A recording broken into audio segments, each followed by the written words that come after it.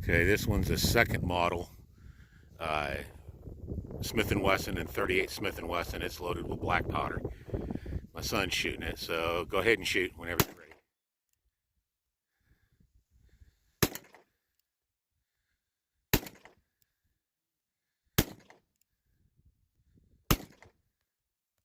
The second model in 38 Smith & Wesson we were shooting, and we'll start with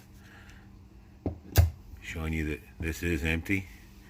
I just got it cleaned up because we were shooting black powder through it. It was GoX 3F that we were shooting. It was a 12 grain load with 121 grain slug on top of it.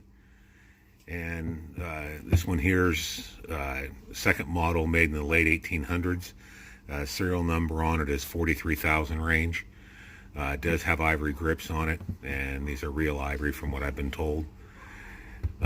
Fun little gun to shoot. You know, you'll see in the video that did shoot pretty good for as old as it is. I've been told on these, don't put smokeless powder through something this old.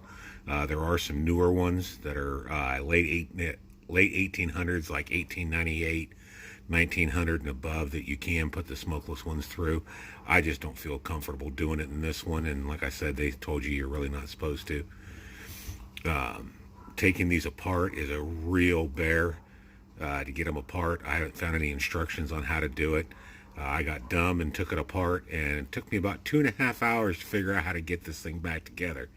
But I was able to do it, so maybe one of these times I'll do a video on how to take it apart.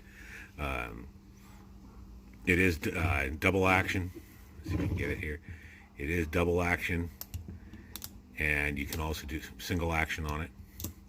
And they both do work on this. My son likes shooting at single action because it's got a real heavy double action pull.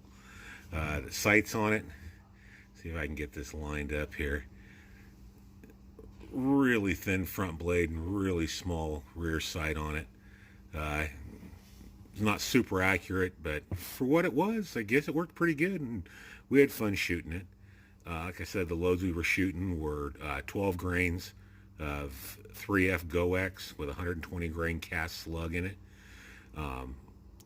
They did say you can go 14 grains on it. I tried that on 5 rounds, and the 14 grains fills the case all the way up to the top, and the compression on it is a bit much for my liking, so I dropped back down to 12 grains. Still had compression, and it worked real well that way. But yeah, fun little gun to shoot, old one. And, you know, we'll go from there and see what other ones we can get going. I am going to be trying to get a video set up here soon with some woodworking stuff on it. I made a shooting rack and bench, basically, that we'll can get that one going. I'll show you guys what that's about. And I know most of my stuff on here has been with guns, but I am going to do some woodworking, like I said. And also with where I live here in California is a town called Bakersfield. And with everything going on in the world today, they decided to do a cruise Friday night, and we used to cruise on what's called Chester Avenue, and that was back in the late 80s, early 90s is when I did it, and they shut it down for years. Well, people came out to cruise and support all the local businesses that were out there, get them some money coming into the mom and pop shops, and we had that place packed. I took some video of that and just trying to figure out how to get all that linked together so I can make something decent, and I'll get that put on the page too. But until then, you all have a good evening, and we'll talk to you all later. Bye.